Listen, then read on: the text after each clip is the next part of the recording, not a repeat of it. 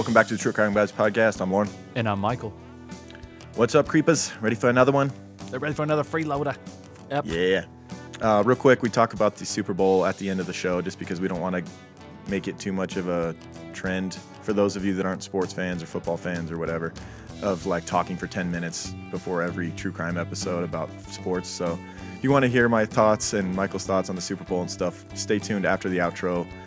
We talked about it a little bit. So yeah, that's fair because this is our first episode after the Super Bowl. So yeah, we had to bring it up. And Lauren's favorite team, the 49ers, was in the Super Bowl, if you didn't know. And fucking blew it. Broke my goddamn heart again. So we'll talk about it at the end of the show. Neither here nor there. Right. Yeah. Let's not go into it again. Because this week we got Family Man of the Year, pretty much, for 2018. Oh, really? Family Man of the Year? Yeah. Man, who was all running? Oh, Chris Watts. It was a one-man race, really. Oh, I didn't know if it was him and then Bill Cosby. No. Nope. Okay. Right. No, I mean, Chris Watts would still take the cake on that as far as Family Man goes. I mean, right. Man of the Year maybe could have gone to Cosby for that year. Well, Bill Cosby is America's dad, you know. He thought he was, didn't he? Yeah. Yeah, he was for a long time. Such a sweetheart, that guy.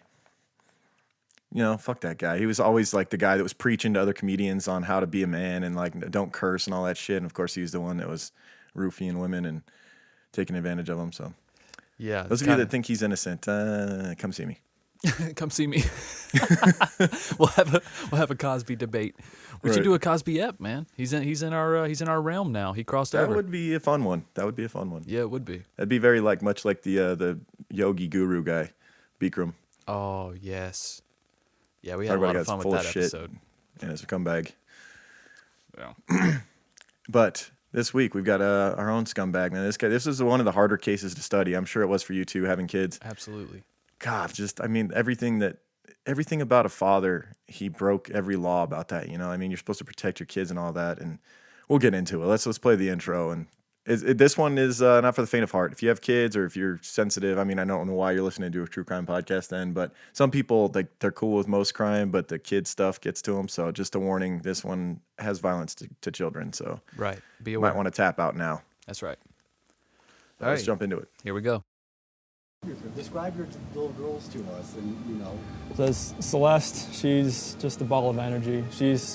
Call her Rampage, because she's just always, she's got two speeds, go or she's sleeping. And she's always a troublemaker. She's always the one jumping off things, and just yelling at you and all kinds of things. And Bella, she's the more calm, cautious, mothering type. And she's more like me. She's more calm. But Celeste has definitely got her mom's personality to where she's always just gung-ho, ready to go. Yeah, I mean, everybody's gonna have their own opinion on anything like this. I just want people to know that I want my family back. I want them safe, and I want them here. This house is not the same. I mean, last night was traumatic. Last night was, I can't really stay in this house again, with nobody here. And last night, I wanted that knock on the door. I wanted to see the kids running, just barrel rush me and just give me a hug and knock me on the ground. But that didn't happen. Tell me about what you were thinking. If I was thinking it's what would happen. Yeah. Or any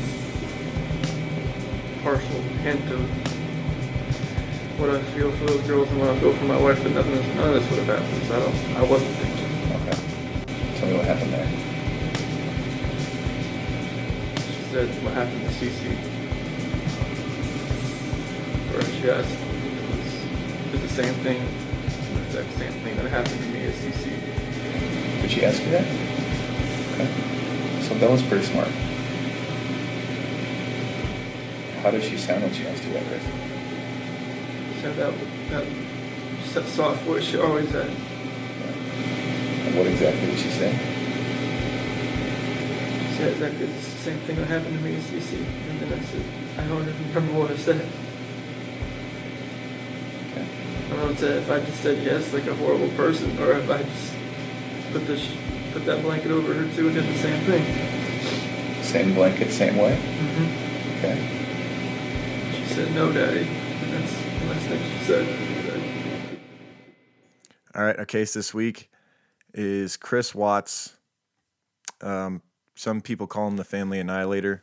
Wow, I think really? it's kind of a weird term. Yeah, it's kind of a weird term that's I don't kind like of been that. created, but it makes him sound like a fucking superhero. Or Yeah, something. I don't like it that. either. I don't like that at all. I don't like the connotation. And it just and it's also almost disrespectful to the family too. You know, it's just like I don't know. It just draws weird images. Right, like it's unnecessary. Like if somebody was really good at their job at like pest control, you could call them the bug annihilator. Like, yeah, that's cool. Right. But the family annihilator? Nah, man. You don't no. you don't annihilate families. That's No, it's one of the tougher cases to study, but you know, we cover all spectrums. We cover this is obviously one of the more well-known cases that we've done, but we like to get a good mix of well-known, very popular cases and also lesser known. Like people like both. So we get a lot of reviews for people that say they love the cases that we choose that are lesser known, but then we also get ones, you know, we constantly get people requesting us to do people like Chris Watts and like the bigger name serial killers and stuff. So Right. And I think that's because true crime has grown to such a genre that people want to hear different opinions. Yeah. It's like you listen to certain people and you're like, "Oh, I tend to agree with what they say or they usually have an interesting point of view that I hadn't thought of." So regardless of how many times you've heard this case, you know, your favorite podcasters or newscasters or whatever will have a different point of view. It's almost like with sports. You know, you'll hear the same story 4 or 5 times throughout the day, but you'll hear it from different people. yeah, and we also love to pick like really hateable characters that we can shit on, and this guy's up there with the best. Fucking true Oh, God, sociopath. Like, Dude, what was the other guy that got Mockingbird Massacre? yeah, yep. He's with like him. Yep. I hate these fucking cases. Done out of but complete selfish reasons, you know? Yes. Not because it was a sociopathic, freaking What do you think? really Like a breakdown? Yeah, well, he was a wolf in sheep's clothing, you know, and he played himself to be for so long as like the perfect father and husband and all this, and then it turns out the whole time like he was just acting the whole time. That's so. I mean, you have to creepy, man. wonder if he ever had any feelings for his family at all. You know, Right. he tries And then to the way act like they he does, met but too. it's It's creepy. oh right. He pretty much like just wouldn't leave her alone until he just stuck around like a virus. Yeah. Yeah, and they met online too. So yeah, Yeah, that's so creepy, dude. But it's also one of the more recent cases we've ever done. But it's also it's in that perfect window where it's like there's also conclusion to it, and like I don't know if we'll ever know more than what we know at this point. We've found out more recently, you know, like so there was a mystery for a little while as to why he did it, what he did, and now it's kind of he's come out and in different writings to people and in different interviews we think we've as a media source kind of whittled down the truth of what happened Right.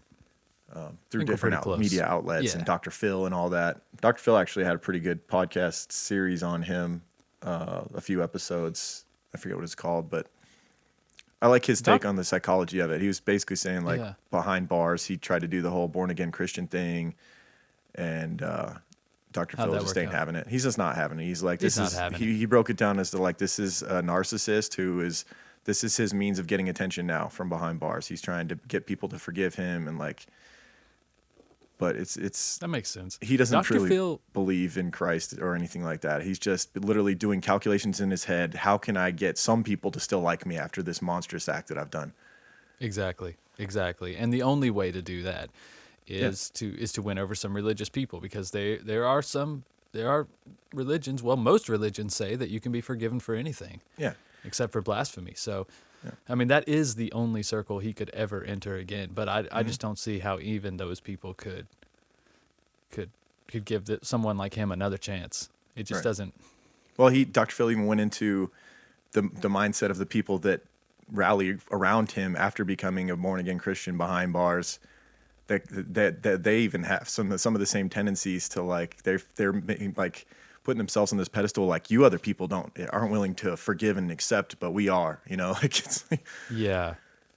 But a lot of those people have and are doing horrible things. yeah. And so when you know, misery loves company too. There's a lot of that going on. And none of us are perfect. So when you start applying that to, I mean, you can get carried away. Yeah, and It's it's easy another- to find supporters for anything. And it's another case where this monster gets locked up, and a lot of women start writing to him and saying that, you know, they're in love with him and they want nothing more than him to write back. Dr. Phil went into a lot of that. He went into some different writings of women that did that. So it's just like, God. Yeah, it's weird. There's a lot of hypocrisy out there. And has it always been your dream to be killed by your husband? Is that what you right. Well, what you're I think looking part for? of that is that they know that this person will never get out. So it's like, you don't have to worry about that, you know? They get the bad boy, but they also don't have to worry about the consequences because he's never going to be able to kill him. So they just get it's just the fantasy is enough for a lot of them, isn't it? I guess so. Or the attention too. He went into that, you know, like there's been some women that have done this in the past and then later came out and said their intentions were they just wanted to be a part of it. You know, there was this big news story type of thing, just interjecting themselves into it. Oh, yeah. I can see that for sure. So there were some witnesses in this case that I think were doing that. Oh, yeah. Yeah. You think so? We'll see. All right, well, let's get into it. So Christopher Lee Watts and Shanann Catherine Watts were natives of Spring Lake in Aberdeen, North Carolina when they met. They met in 2010. Shanann had a previous marriage that had failed, and she had recently been diagnosed with lupus, and she was going through a really hard time during this time. Right. She had a lot of doctor's visits she had to go on. She was basically told that she wouldn't be able to have children, which, you know, made her sad. And during this time, she was not really looking for anyone, but her friends tried to set her up with this guy named Chris. She kind of like shrugged her shoulders at it and kind of was like, I'm not really looking. And then, but he started to like, he had heard about her from these friends and like Facebook friend her, sent her a friend request, and she accepted it. This is through her own words. She would do a lot of online. She had an online presence, you know. Like video logging. She did a lot of vlogging. And, yeah. One of the documentaries I watched started with one of her vlog videos. Yeah, I think I watched the same one. Yeah, it was very interesting the way that documentary was shot. It was very good. It was very it was a little too thorough for me. Some stuff could have been left out. Yeah. There's a lot of stuff you got to wade through, but I understand why they thought it was necessary. Most of it was necessary. It was cool how it was done. It was basically just different. It was like different news clippings mixed with different recordings done from the family themselves, from Shanann. Right. And they just kind of like started at the beginning. You know, the beginning is her talking on her patio to her phone, to her Facebook or whatever about how she met Chris and how great of a relationship they have and all that. But basically after meeting, she accepts the friend request and she's like, what? I'll never meet him. Nothing will come of this anyway. He just started, I guess, messaging her, sliding into the DMs or whatever. And, and just kind of stuck around. And he showed himself to be this really great guy. He would take her to all of her doctor appointments, and she couldn't believe how good he was with her going through this condition that, you know, required so much time and energy, that he was always by her side and all that. So she ended up saying that she fell in love with him. He just wouldn't go away. He was like this virus that stuck around and did all the right things. And next thing you know, they were married in 2012, 2 years after meeting. Shanann would be 34 years old at this time, and they would go on to be married for 6 years and have 2 young daughters. Even though she had lupus, they went through different means of fertilization through the medical field, like in vitro, which was very expensive and ended up playing a role in their later bankruptcy as they racked up a ton of debt with her medical. But it was successful. It was successful, yeah, and I'm sure they would have said it was worth it. You know, at least she would have. We see what he does later, so maybe not. But I feel like he's one of those dudes where he just is a bitch in that he plays along with stuff even though he doesn't want it. He couldn't speak up for himself for so long and say what he really wanted. You know, and he just kind of like went along. And then at a certain point, he got to this point where he was like, I don't want this life. I never wanted this life. And it's like, well, you should have said that from the beginning. You should have said something from the beginning. Be a man and say something. You know that video she takes where she's trying to surprise him and tell him that they're having another baby? Very telling. Dude, he doesn't look impressed at all. He doesn't look excited. He's like, that's awesome. Right. That's awesome. Some bad acting on that part. Yeah. I was like, what? Right. I was like, dude, you should be like hugging and crying and shit. Like, this woman couldn't have children. Right. She was told she would never have children. It's like, I don't know. It just rubbed me the wrong way, the way that he just kind of shrugged that off, and then he got off camera like immediately. He got out of the way of her phone or camera or whatever. But also at the same time, I mean, how would you feel though? I don't know. I don't know if I'd want that moment. I don't know if it was live or if she was recording it to post it later, but I don't know if I'd want that moment live that's kind of a private moment, you know. But so I don't know if Oh no, I totally agree. I would have, if my wife was doing that, I'd be like, turn that damn phone off. But we don't do that kind of stuff to each Yeah. other. But I mean, but it seemed like that's what they did. I mean, she was a video logger. He should have been used to this type of life. If he didn't like this type of thing, again, he should have spoke Yeah. up and been like, I don't want to be part of your vlogs. And also, what I I think it's a little bit different scenario than most because she was in a basically like the industry she was in. This type of thing was to help her business, which was like a pyramid scheme. The company she worked for was Lavelle, a multi-level marketing company, which It's even called Level. yeah, Oh, exactly. And she was selling a product called Thrive, which is like a supplement type of thing that's supposed to make you have all this energy and get way more stuff done and have the perfect life. of course. And so she was Miracle supplement. yeah, Again. her life was a product that she was selling. Essentially, she was telling the world all the time how great her life is because of this company she works for. So I see it from that end. Like, he should have understood, like, maybe she did have tendencies to be, broadcast her life already, but then also this is, helping you guys get more money, which you obviously need because you spend money at an incredible rate. Right. And that's just part of any business now, honestly. Yeah, marketing yourself. You have, and it's free marketing. Everybody has the opportunity. So Yeah. But- So as we briefly mentioned, but we didn't really get into, they would have their 2 young daughters. The first one would be Bella Marie in 2013, and then Celeste Catherine would come in 2015. And at this point, leading up in 2018, she announced that she was pregnant again with this time with a boy, and that was that video where she put on the shirt. You can find this on YouTube. A lot of videos that she made of her playing with her kids, which are just heartbreaking. And then interactions with her and Chris, and one of them was the one where she has this shirt on that says, "Oops, we did Yeah. it again." And she basically waits for him to walk in the room, and he sees the shirt, and his reaction is just so telling, as we mentioned. I believe it is. Yeah. And like you said, though, Lauren, I mean, now that I'm thinking about it again, it is kind of an awkward situation. Like, you're walking home, you're probably not expecting that at all. You have your whole day's worth of work on your mind. Mm-hmm. But I mean, of course, hindsight's 2020. If this guy doesn't go on to do what he does, do we say, "Oh, that's a weird reaction he has there"? Right. I don't know, but it just seemed like it wasn't quite as excited as I would have been, especially if he. But she didn't say that they were having a boy at the time. Right. No, I don't think she Right. knew yet. I think it was early on. Okay. Okay. I think that really where I'm at is with that situation is, like, I would be cool with it if my wife did it if it was a video that wasn't live. If it was live, and then I'm like, I don't know, I wish you wouldn't have broadcasted. Like, maybe take the video, and then if we decide later do we wanted to post it or whatever, just because it was a cool reaction or whatever. But Right. yeah, give me the option of whether you're going to post That's that or right. not, type of thing. That's right. Do it for yourself first, and that may have been Right. That may have been the case with that video. Because I do like seeing reaction videos, like when people tell their parents that they're having a kid and they're going to have a grandkid and stuff like that. Oh yeah, grandparents. Yeah, They get those are great. They get more excited than anybody. Yeah.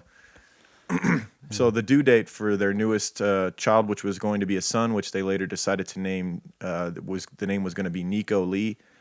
So he was going to have his first son. Cool You'd think name. he'd be super ecstatic about it, but it didn't seem that way. The family lived in a 5-bedroom home in Frederick, Colorado, purchased in 2013. So they would end up moving to Colorado. I believe, like, I don't know if they had the kids first, or I think it was during that whole process of having their daughters. They'd gone on a trip there with some friends to meet some friends in Yeah. Colorado and just fell in love with the place, I guess. And That makes sense. ended up buying a beautiful place. huge house there. Freaking 5-bedroom, just cathedral, just a massive home. Yeah, it was one of those newer style neighborhoods. Yeah. Like a Because track when I was housing watching the project. documentary, I was like, "Oh man, they're in the Southwest." Mm-hmm. Because they were talking about how they were from North Carolina, and I was like, "They ain't in North Carolina in this documentary." I was like, "I know where that place. I know what that looks Right. like." I was like, "I know what that Southwest." Because I was like, "Are they in Vegas? Seriously?" No, yeah, it looked like a Vegas neighborhood, but it was like a suburb it did. outside of Colorado, not far from Denver, I believe. Oh, A small okay. town Okay, outside of cool. Denver. That makes sense. Chris would end up getting a job for Anadarko Petroleum. So they basically had oil and gasoline and stuff as big manufacturing plant type of thing. I don't know if they just stored it there and sold or what but kind of a creepy place when you find out what happens Yeah. later. I'll sell petroleum and petroleum accessories. Right. And Shanann ended up getting this spot in an independent as an independent representative for the multi-leveling company Lavelle, as we talked about, and she was doing really, really well at it. She had a knack for this. She had a knack for. Dude, some people do. Yeah. That's why people keep joining. It's because some people do make money off of Yeah, this. I would be terrible at it because I want privacy quite often. You know, like and I hate bugging people about shit. Yeah, I right. am not pushy. I am not a pushy person. I'm like, hey, you don't want to do that? I don't give a shit. I don't want you to do it either. Right. I'm just not a pushy person. Yeah. I don't. Yeah.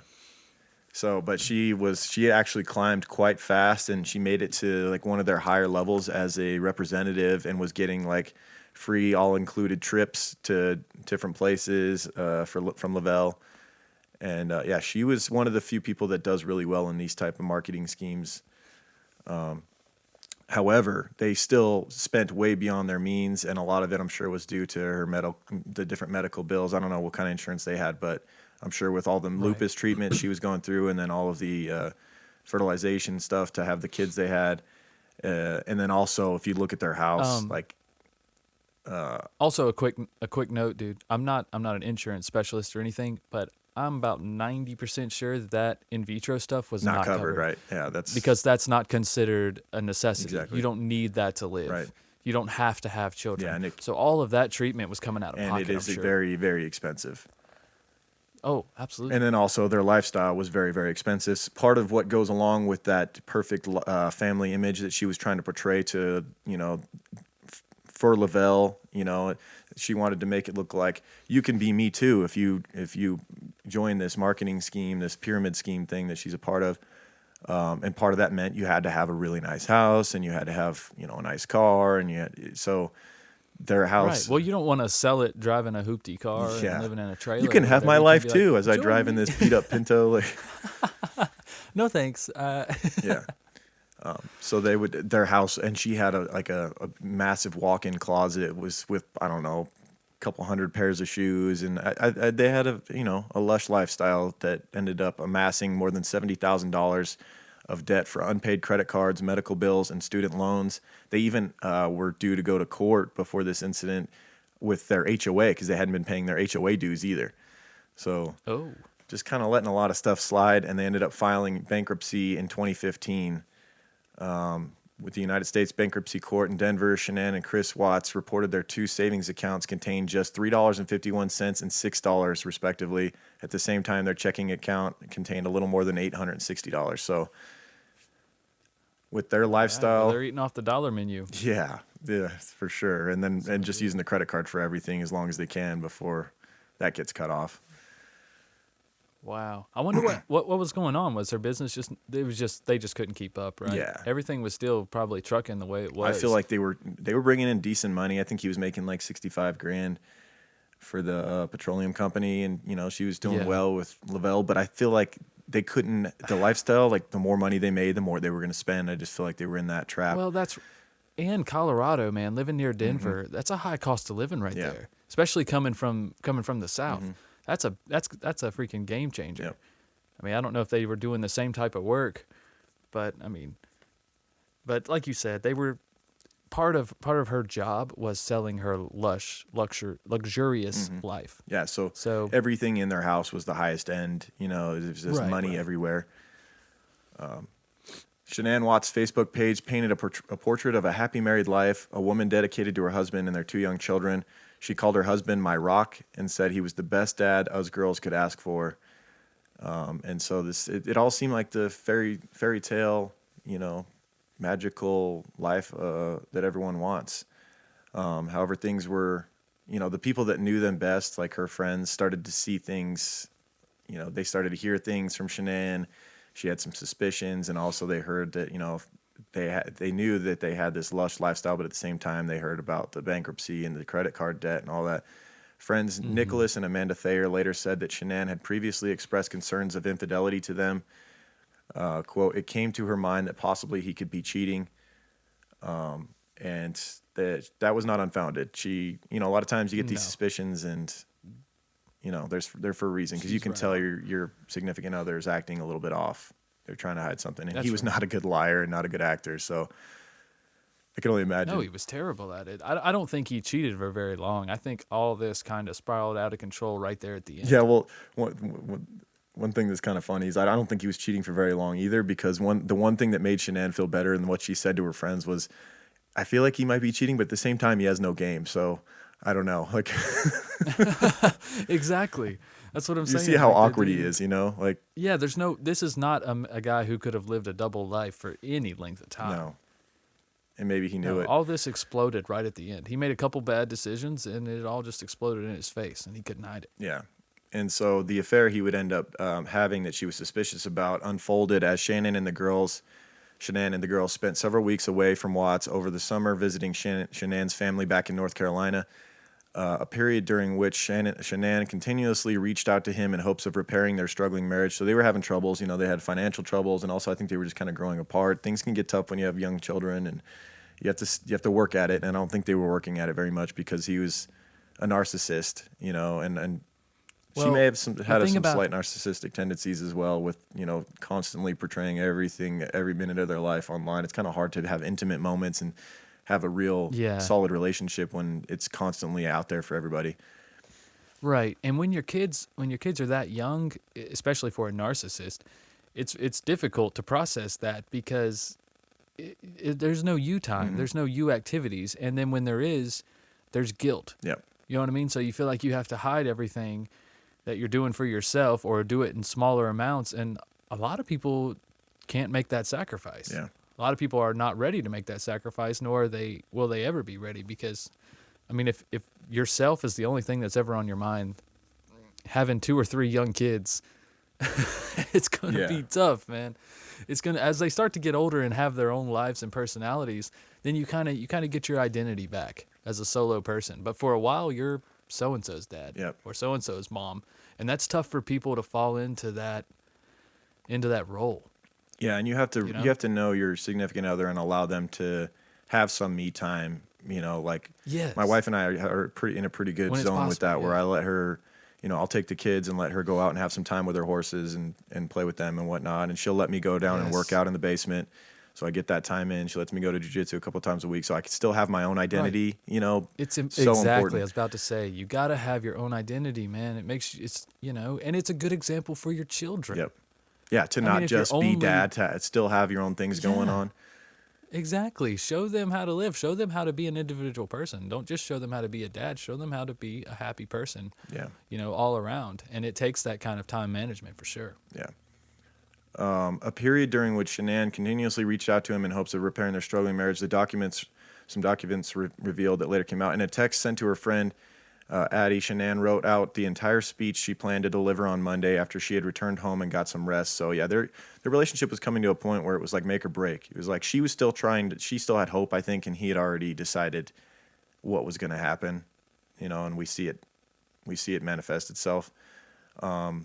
She in this letter that she was going to deliver to him, it said, "Can you please tell me something?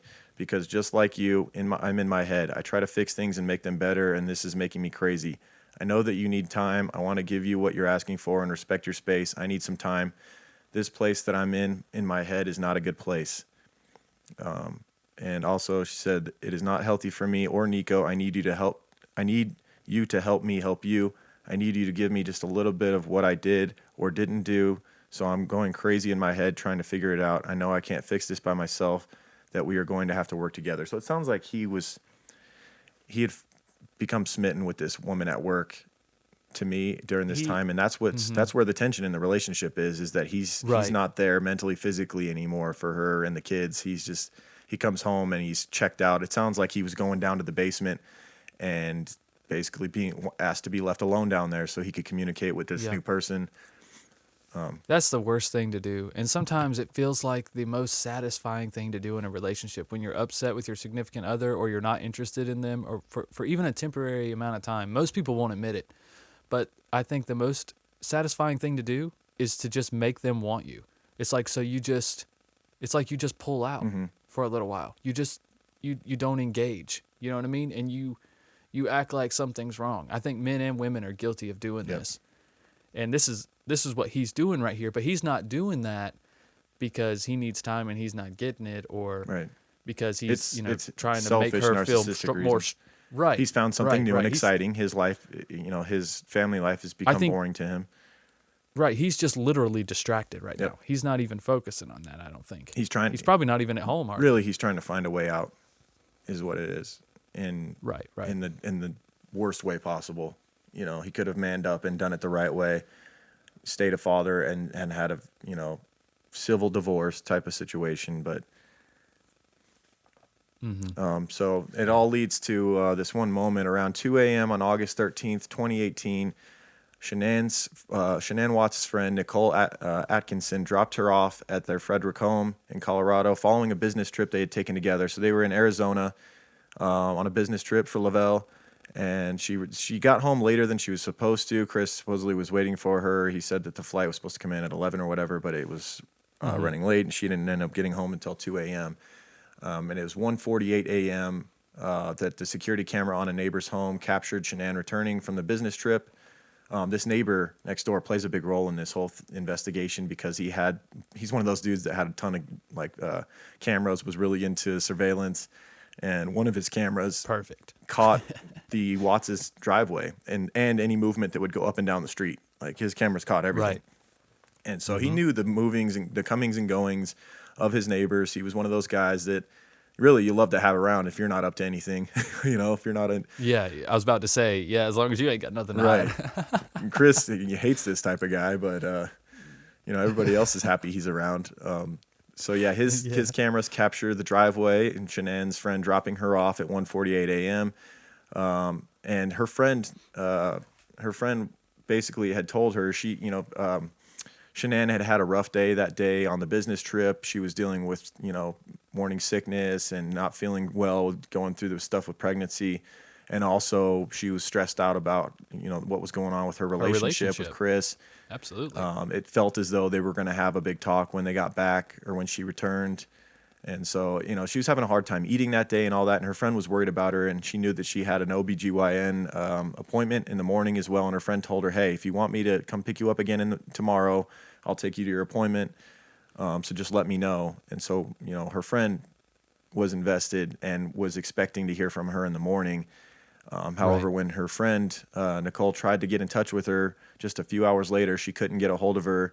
So that morning, she calls her and she's trying to say, hey, do you need that ride? And nothing. And it's not like Shanann to not be in touch. She's in touch with everyone, all the time, whether it's Facebook or her different friends and business associates. And she ended up missing her appointment that morning, and her friend's growing worried. She decided to call her husband, Chris, at work, who was playing coy, of course, and saying that they had a talk and that he had disclosed to her that he wanted a divorce. This is what he's telling her friend Nicole. And this is news to Nicole. Nicole knew that Shanann and Chris had some problems and, they were trying to work it out. But this was news that Chris actually wanted a divorce. And so this might have made her even more worried, what kind of mental state is Shanann in now? She's pregnant now. Her husband just said that he wants to leave her. And she can't get a hold of her. She could have done anything. Yeah. And so that's what Chris tells her, and she actually gets so worried about this. She drives to the house and sees some very abnormal things, in that Shanann's shoes that she always wears were sitting by the door. They were able to observe that her car was still there. There was no other way for her to leave. Everything's locked up. The doors are locked. And she's calling phone, no answer. She's looking through the front windows, and she can't see any movement in there. It doesn't look like anyone's home. And so she ends up calling the police. And at 1:40 p.m., Frederick police were called to the Watts family home to check on Shanann after the friend who dropped her off said she hadn't answered any calls, texts, and had missed her 10 a.m. doctor's appointment. Watts ended up so the police get there and they're walking around the perimeter and they see all the things that the friend sees, and the friend's telling the policeman, this is abnormal behavior. We don't know what's going on. We knew that her and her husband are having a hard time. She just found out that he wants a divorce. And so the cop would actually call, and you can see a lot of this footage from his body cam. That's one thing that's cool about newer cases, is that you get these different wrinkles. Like a lot of the stuff we cover from the 70s is they don't have these elements, like we can see so much of what went down here. There's so much evidence. Dude, some of the some of the body cam footage was some of my favorite footage in that documentary. Yeah, this was And it's very good quality video too. These cops are very thorough got some policeman too. legit Very good cameras. police work here. This cop Yeah. was doing everything right. He basically said, I can't go into the house without permission from someone who lives here, is what he's trying to tell. Because the friend Nicole's trying to get the cop to get in get in the house somehow to check on her friend and the kids. Yeah. But he's saying, legally we can't do that until we get permission. So he calls Chris at work, the policeman, and you must imagine his Oh, panic man. setting He had in a right knot away in his already. throat, bro. His butthole so puckered up for that phone call. Right, I just did this. It's only been a few hours, and already the police are calling me. I'm already gonna be arrested. Yep. So Chris would end up giving the police permission to enter the home, but he said, "Wait, I'm only 10 minutes away, so just wait for me to get there because the keypad on the garage is broken or whatever. So I'd have to come home and actually use my clicker because the front door was actually had one of the chain locks or the deadbolt thing you can't access unless you're inside. So which is another thing. Oh yeah. That basically told the police later that there's no way she could have left. Her or the kids could not have left that house due to the footage from the neighbor and due to the fact that everything was locked up from the inside and she couldn't have left without her car, without the clicker to the garage. The garage couldn't have been closed because the keypad doesn't work on the outside. Right. He just wasn't a smart He's fellow, a was fucking he? idiot, right? It seems He just wasn't a smart what blows fella. me away is that we later find out that this was all premeditated. This was planned out somewhat, and how sloppy of a job it was. Just really. terribly planned. Right? It seems like a crime I'm of glad. passion just because of how many loose ends he left. But he's just not a bright guy, is what it comes down to. He's not.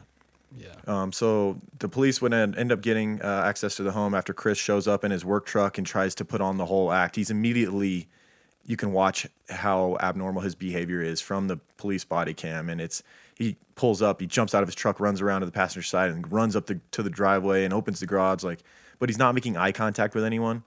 He spends most of the time walking around the house, staring at his phone. And we later find out that he was actually talking to his mistress on the phone during this time. Oh, that's what he was doing? Yeah, he was fucking texting his mistress. What a piece of shit. Right. And so, yeah, there's this awkward walk around through the house checking things. And the friend Nicole finds Shanann's phone, and you can see the panic when she brings the phone over and she's caught on body cam footage from the policeman. Like, her phone's here. Like, something is not right. She would never go anywhere without her phone. And then Chris disappears for a minute and comes back carrying her wedding ring, and he's showing it to them like he's surprised, like, her wedding ring's here. And it's... I think at this point, the policeman's trying to take this all in and like, what is going on? Like, this is the strangest call I'm sure he's ever been on. Right. And he actually calls for backup I think he calls in his detective at the police station because he's like, he senses something is off here And then they go over and talk to that neighbor, the guy with all the cameras. Yeah. And he gets even weirder over there. Oh my God. Even the neighbor, when Chris walks off, he's like, this dude's acting weird. This is not right. Yeah, he was like, he's acting really weird. Because they're all standing there. The police officer, the neighbor, and Chris Watts are standing there along with Shanann's friends as well. Her friend Nicole and Nicole's husband are standing there watching the footage. And you can see all you can basically see from the neighbor's camera footage is the truck, his work truck, backs into the garage and it's like half sticking out of the garage.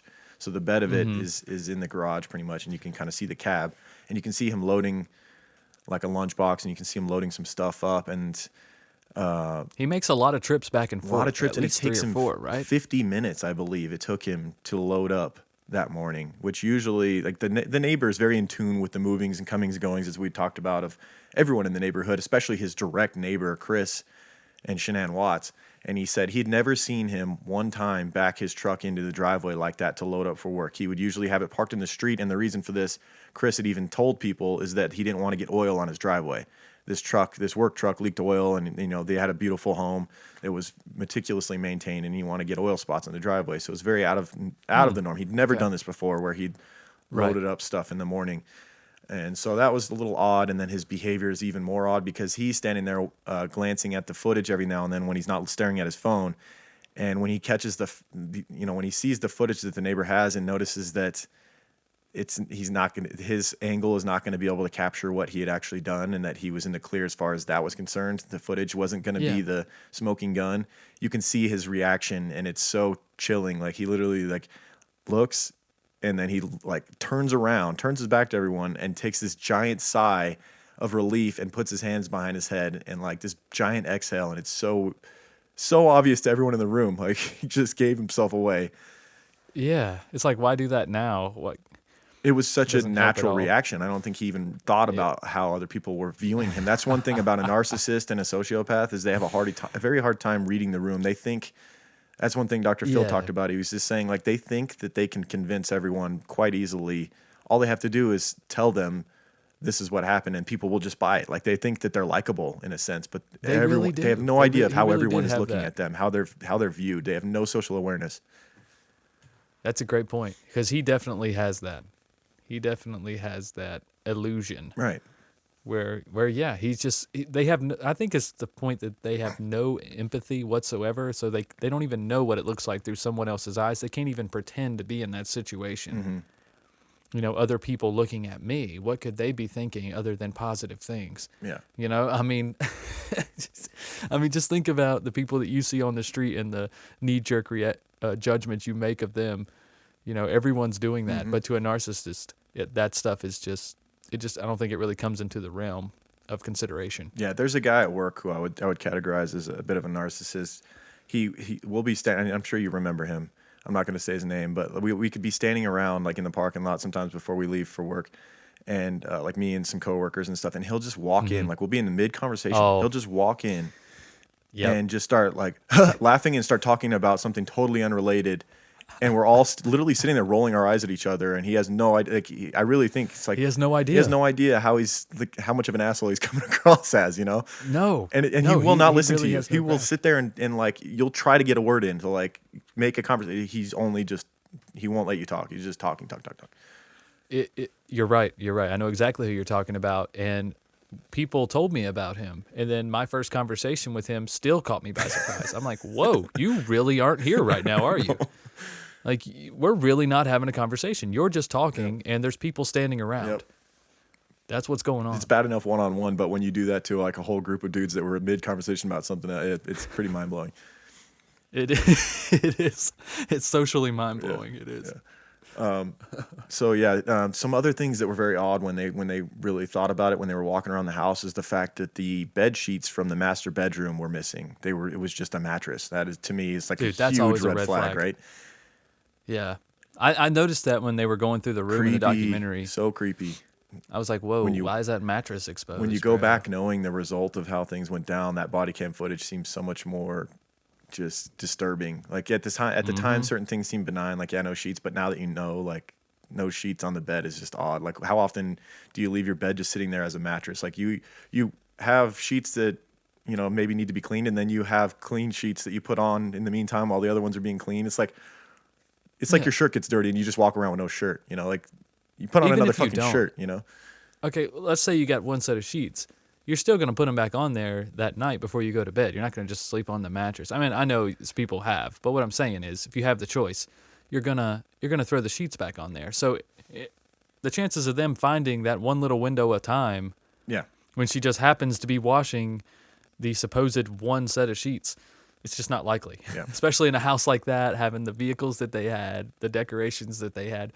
They had more sheets. They probably had like 1,000 thread count or some shit. Right. Egyptian Oh, cotton. for sure. They're the best. So that is that Monday that this all goes down. And by Tuesday, it became a full-on media circus. Tuesday, August 14th at 7 a.m., the Frederick police decided that this was a strange enough incident that they were going to call in the assistance of the FBI and the Colorado Bureau of Investigation in the search for Shanann and the girls.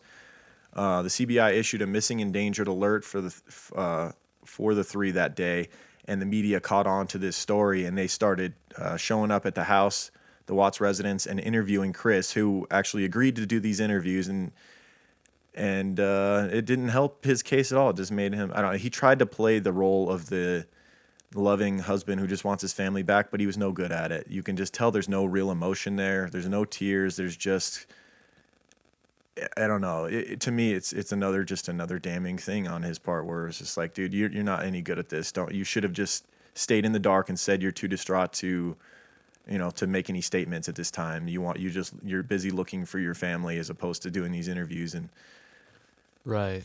And then And you know, he just turned around and was like, nailed it. Right. Exactly. For sure. He's like, they're totally buying this. Totally buying A it. quote from one of his interviews done by the local media was, if somebody has her, just please bring her back. I just need to see everybody. I need to see everybody again. This house is not complete without anybody here. To me, there would have been way more emotion and anger. And he was basically saying this as if he was just like reading the newspaper. I don't know.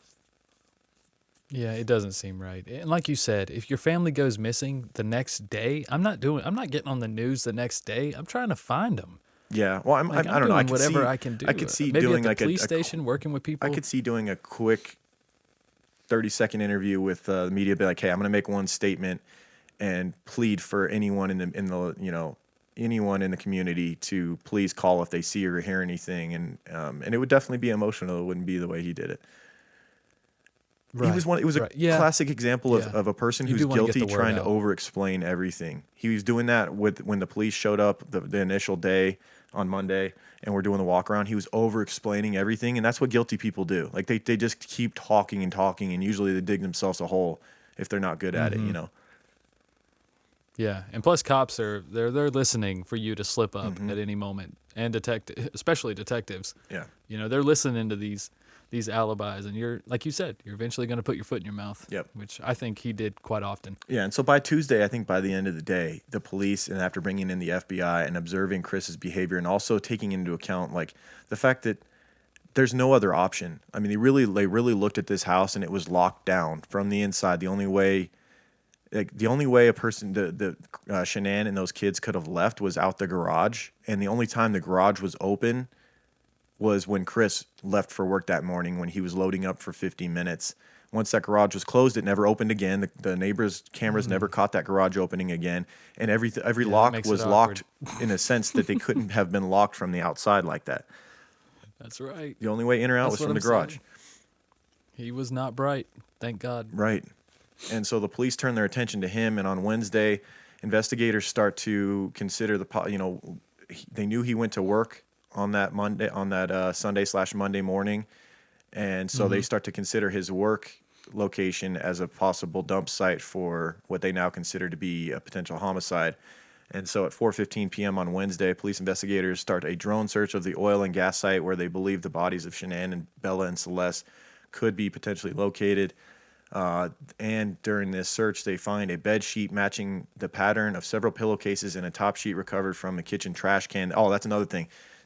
The top sheet for the bed at the Watts residence was found in the trash can. That's how lazy this fucker was.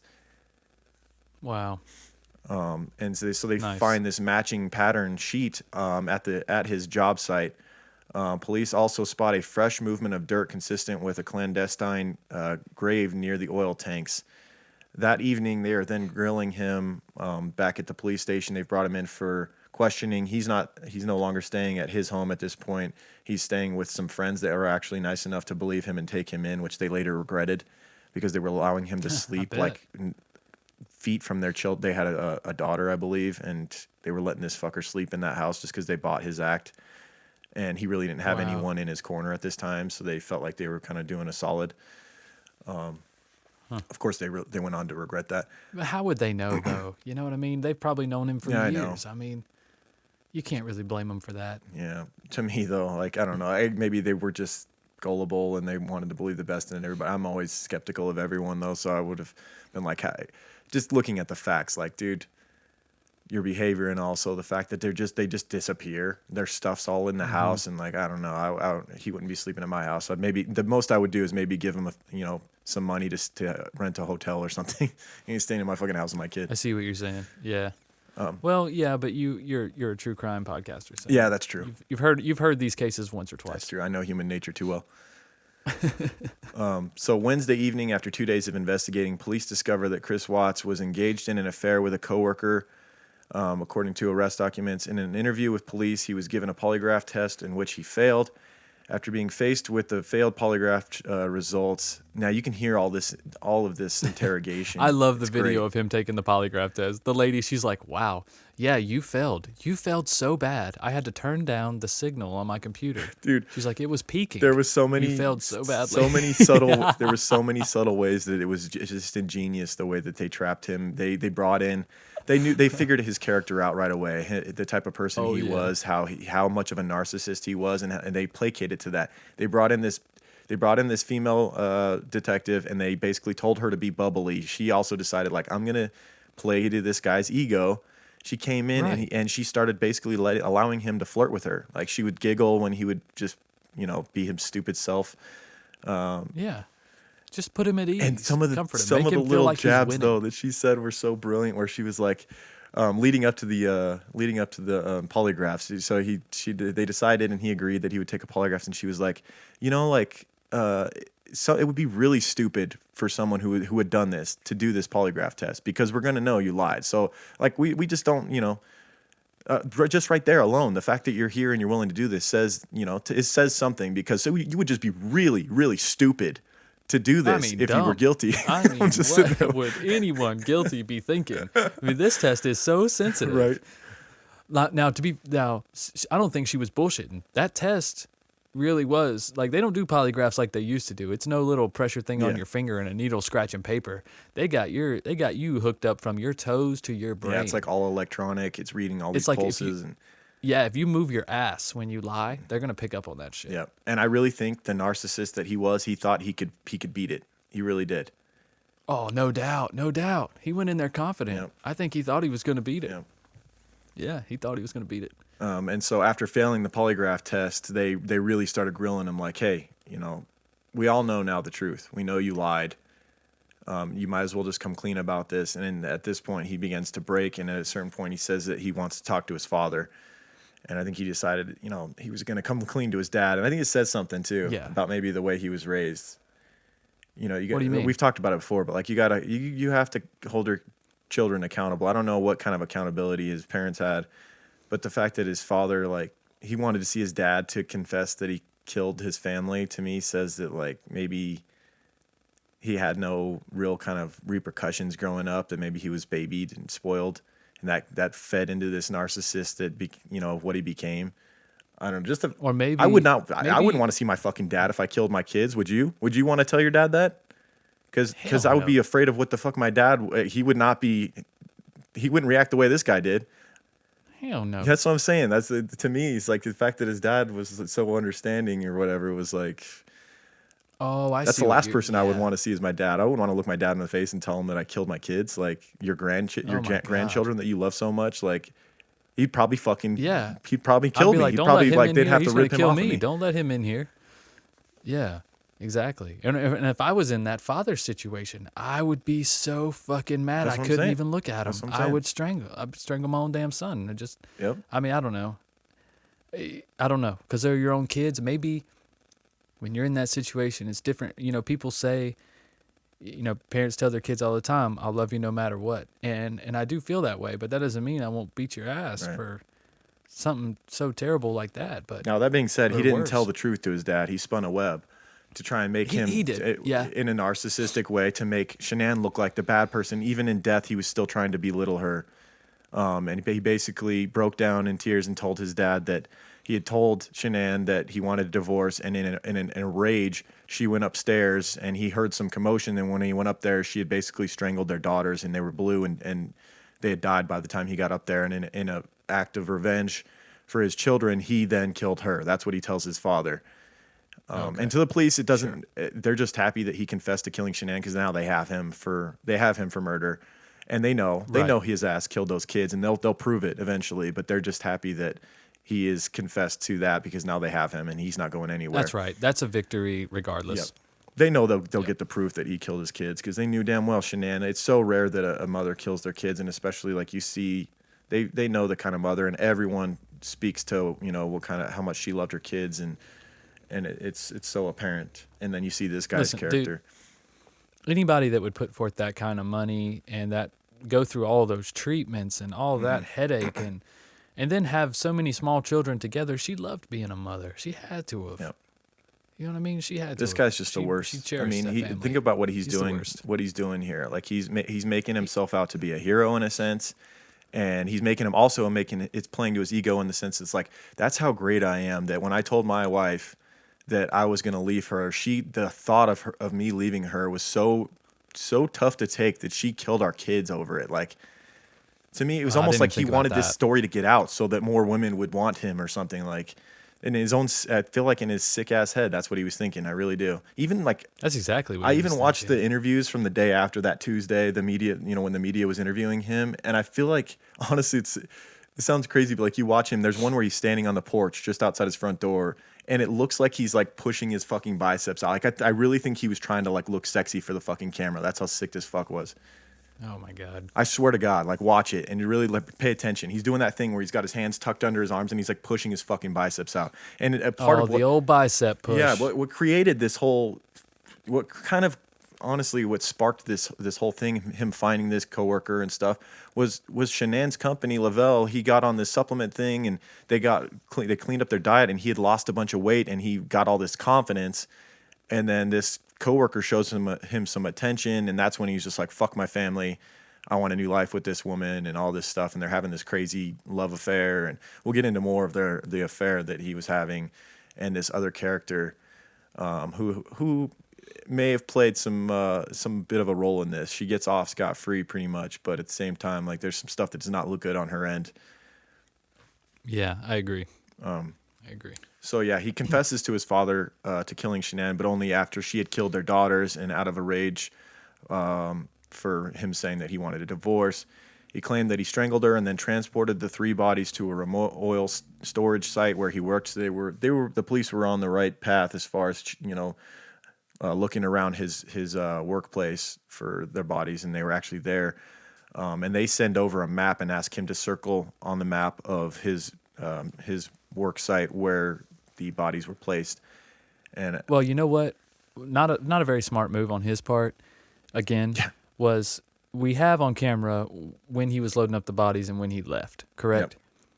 Yep. And then the cops probably also went and looked and saw that he clocked in at work on time. Mm-hmm. And they probably did the damn math. And they're like, there's no way he went somewhere else and dumped the bodies.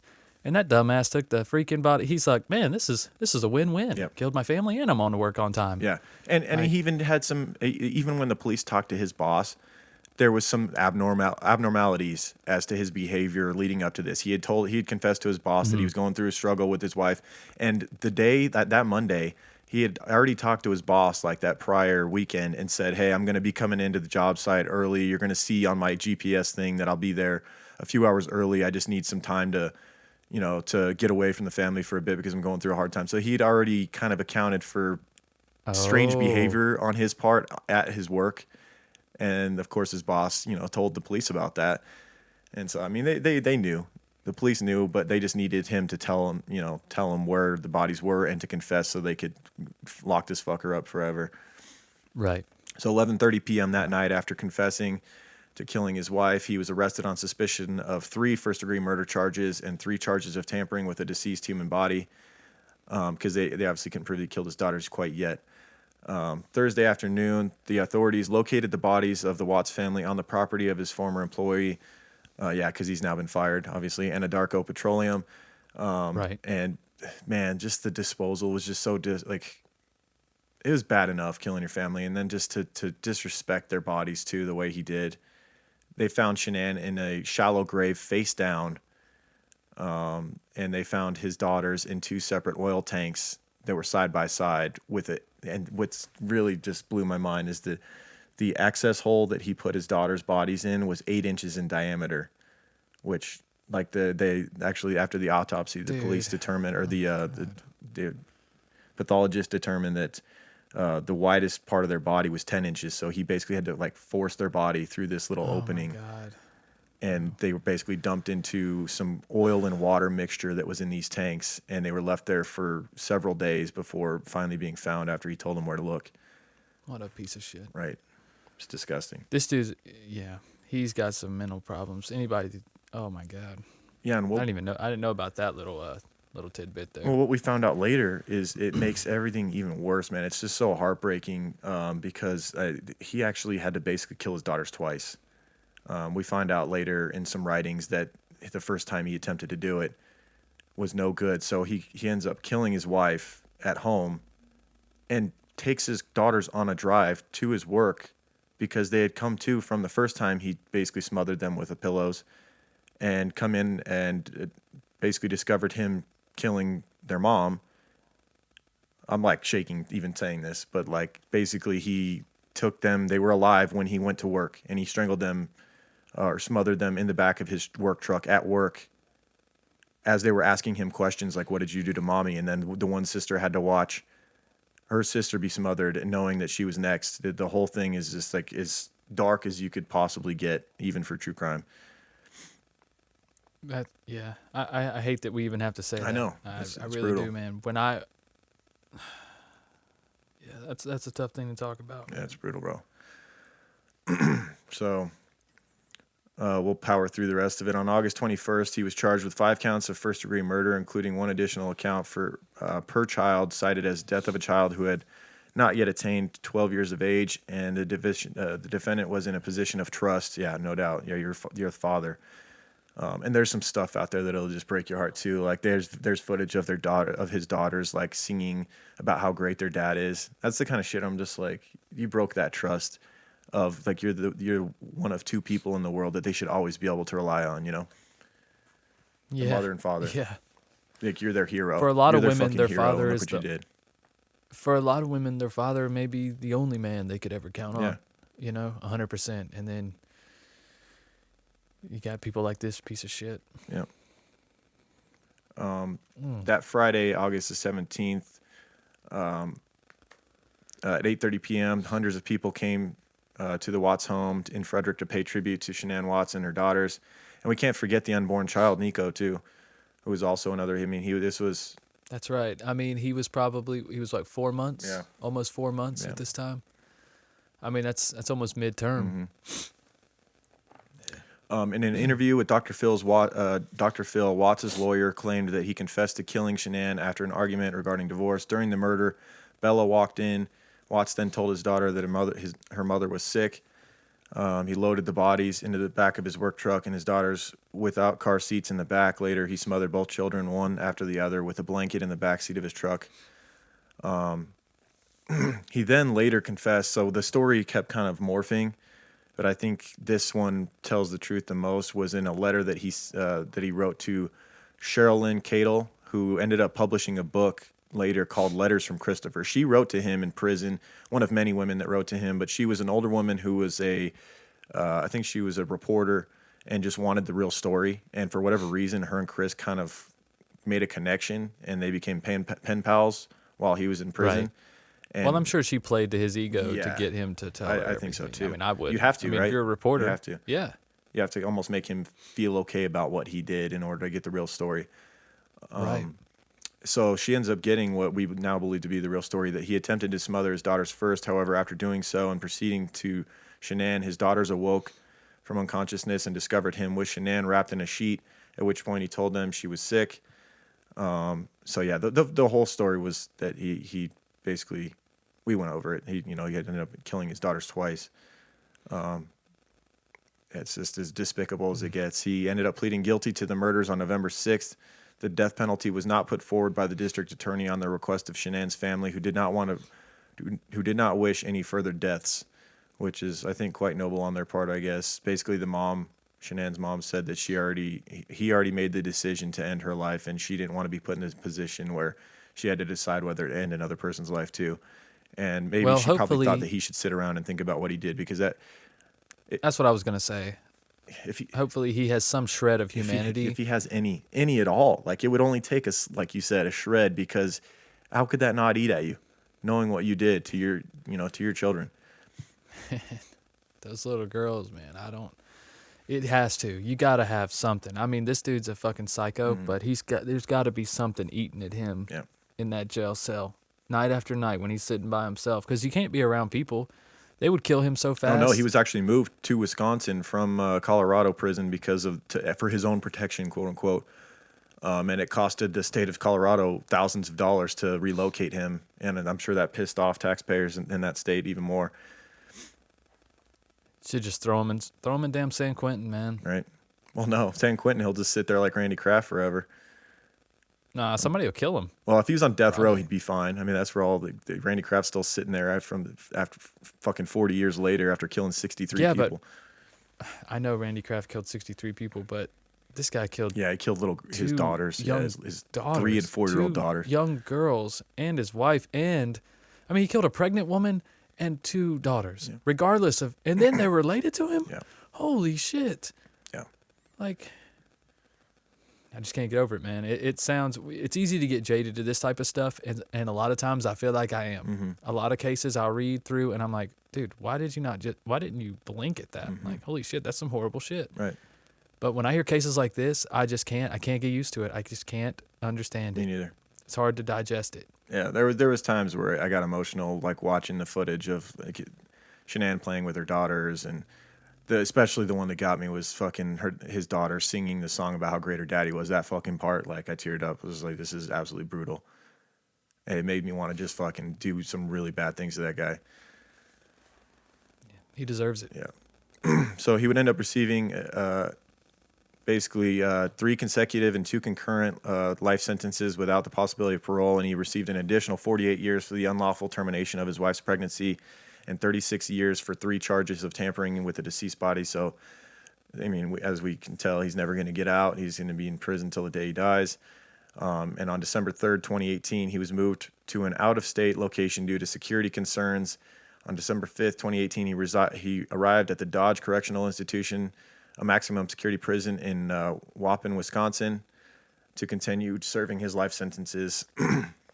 And so we'll talk a little bit about his mistress because some stuff came out later and documents released in which does not paint his mistress in a very good light, Nicole Kessinger.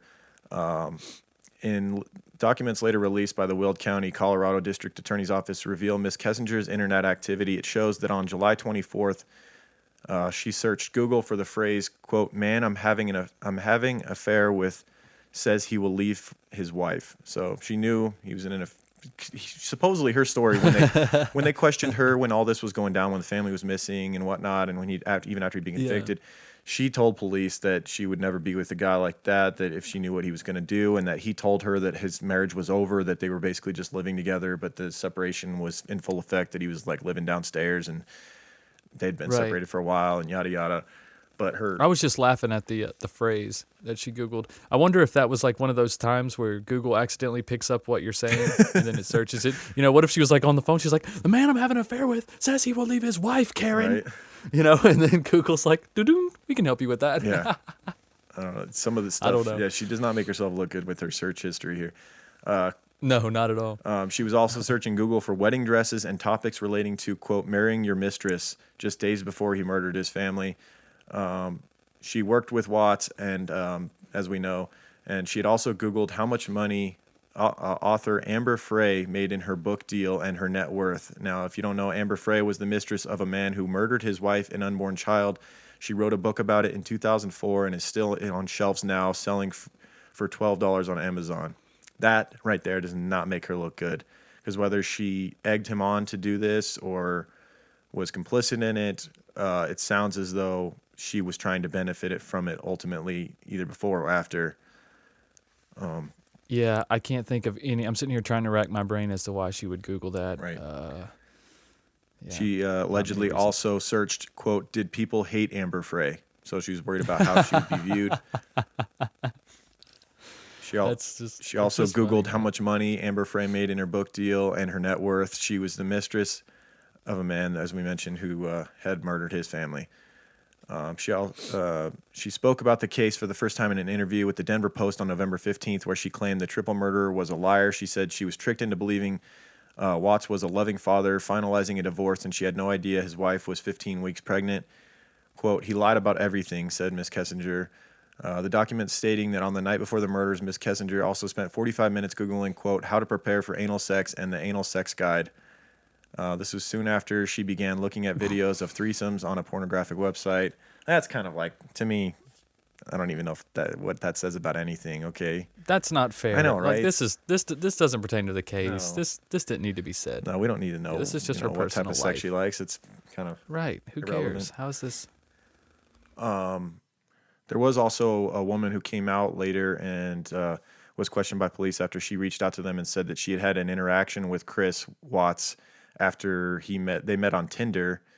They were just looking. She was just looking for some sex, basically. Right. And What Tinder's apparently for. Chris was too. They ended up meeting at a Chick-fil-A and went back to her apartment. He followed her there, and they had what she said was rough sex, and she almost felt as though at certain point she said no, and she felt very violated when he left, that she was glad he was gone because it was very rough and on the like basically on the line of rape, essentially. Now she never filed a report for any of that or anything, right? She just kind of Not until after. Basically, I believe she saw like in the news what had gone down and saw pictures of Chris and video of him talking and stuff. And she's like, "Oh my God, that's that dude that I hooked up with on Tinder or whatever." And so she called the cops and told him her story.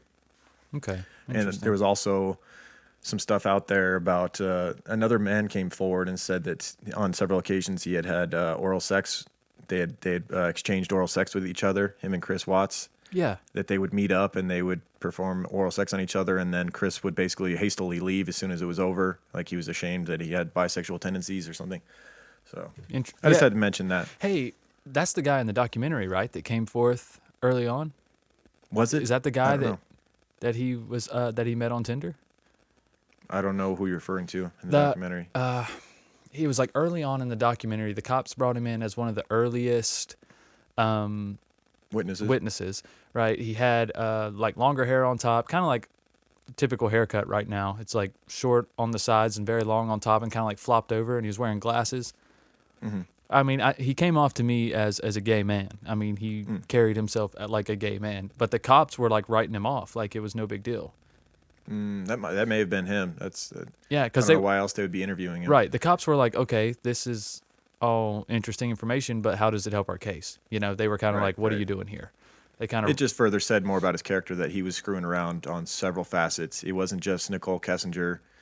You know, he was basically on Tinder, hooking up with people all over the place, men and women.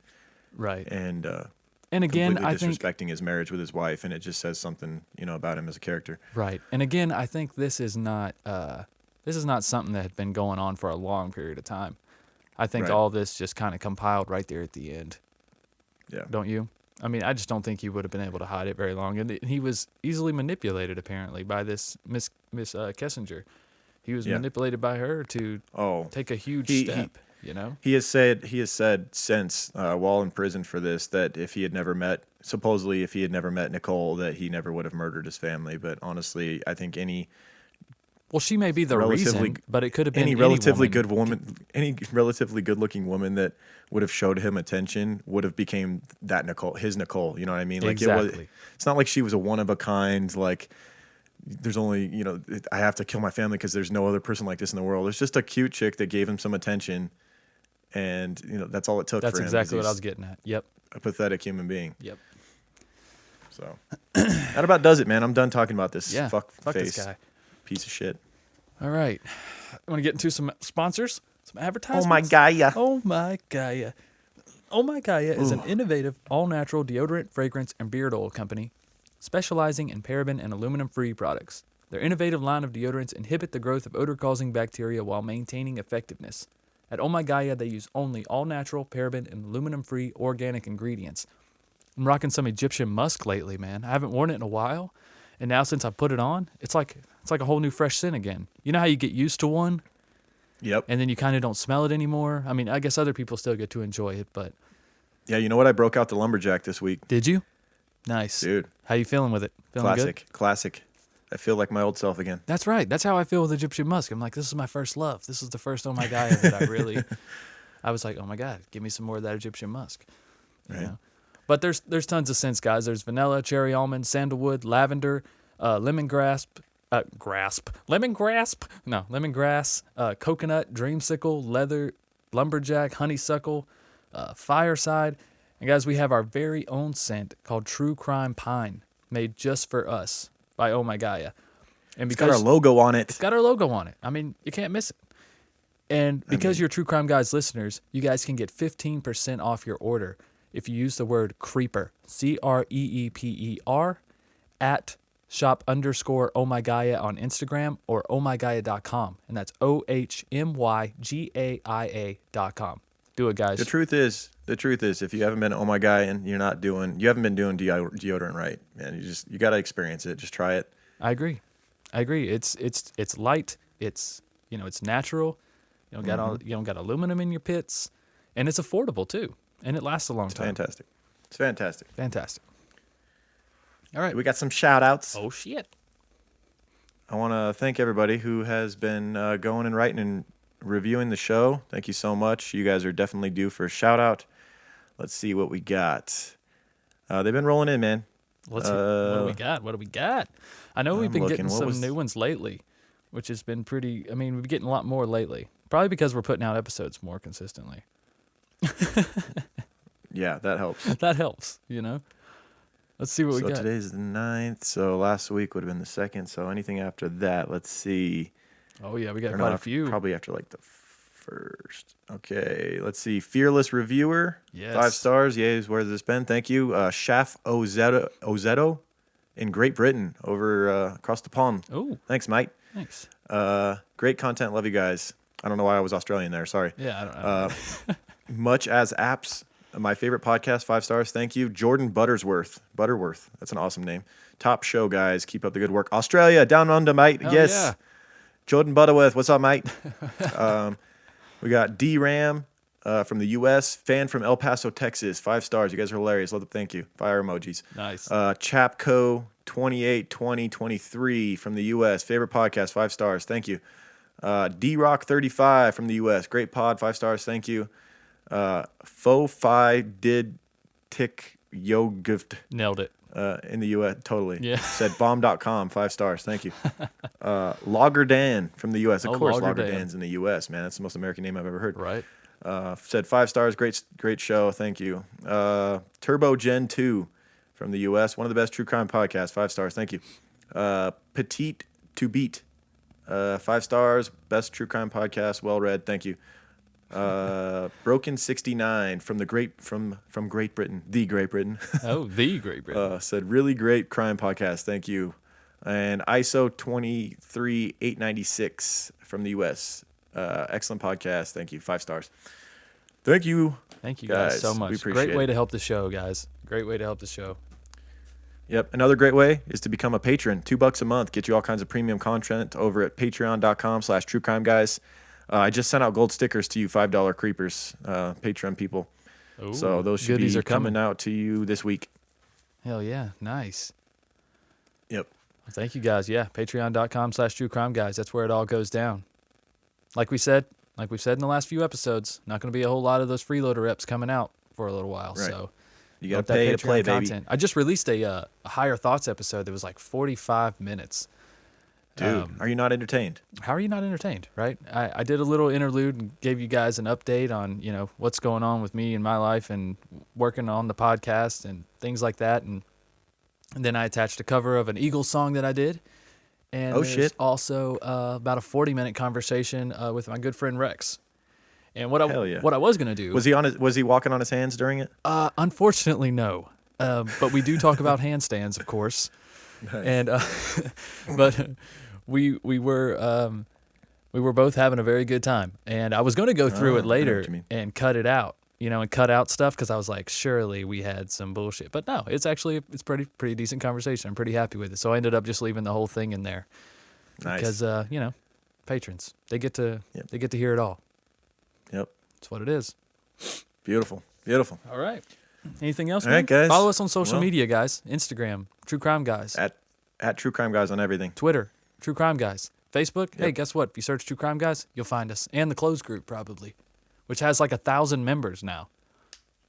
That's where the real party is, man. People talk about anything and everything in there. In the closed group? Stuff that you're too ashamed to talk about with your friends because maybe Yeah. they're not like you. Maybe can talk about it in there. Right. Maybe you have a true crime meme that's funny to you, but it's kind of like off color to a lot of your normal friends and family. You could share it. Yeah, on one there. of them Dahmer cannibalism memes. Yeah. They're totally accepted on there. That's fine. Yeah, bring them on. Bundy memes, whatever you want.